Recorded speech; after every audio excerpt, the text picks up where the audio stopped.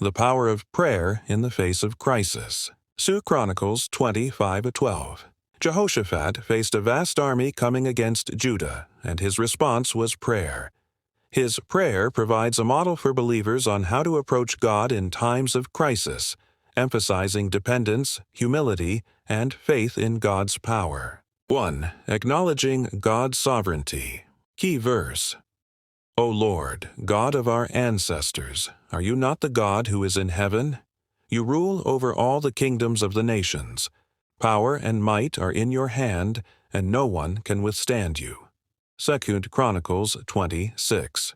Exposition. Jehoshaphat begins his prayer by acknowledging who God is, his sovereignty, power, and authority.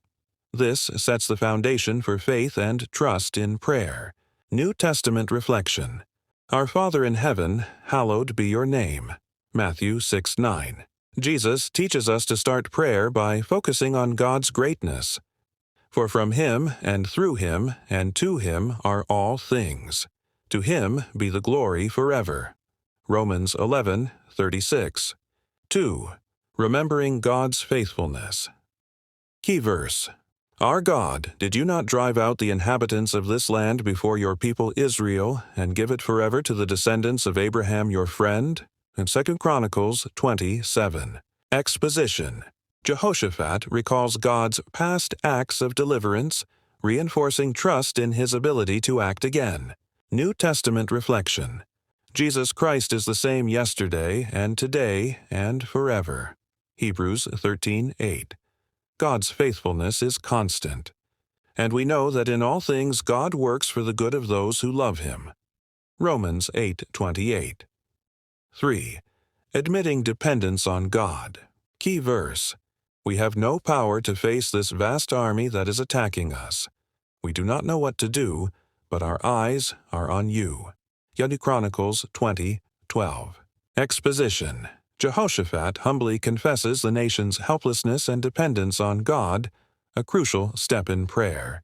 New Testament reflection. I am the vine, you are the branches. If you remain in me and I in you, you will bear much fruit. Apart from me, you can do nothing. John 15:5. True power comes only through reliance on God. Do not be anxious about anything, but in every situation, by prayer and petition, with thanksgiving, present your requests to God. Philippians 4:6. 4. Trusting God's deliverance. Key verse. If calamity comes upon us, whether the sword of judgment or plague or famine, we will stand in your presence before this temple that bears your name, and will cry out to you in our distress, and you will hear us and save us. Chronicles 20:9. Exposition. Jehoshaphat demonstrates confidence that God hears prayer and will act according to His promises. New Testament reflection. And I will do whatever you ask in my name, so that the Father may be glorified in the Son. John 14:13. This is the confidence we have in approaching God, that if we ask anything according to His will, He hears us. 1 John 5:14. 5. United prayer brings victory. Key verse. Jehoshaphat stood up in the assembly of Judah and Jerusalem at the temple of the Lord in the front of the new courtyard. 2 Chronicles 20:5. The prayer was not just individual, but corporate. The whole nation united in seeking God, showing the power of collective prayer. New Testament reflection.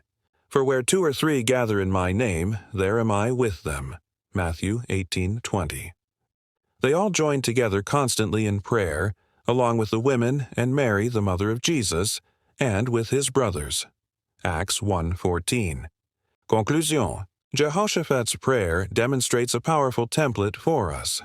Acknowledge God's sovereignty, remember His faithfulness, admit our dependence, trust in His deliverance, and unite in prayer.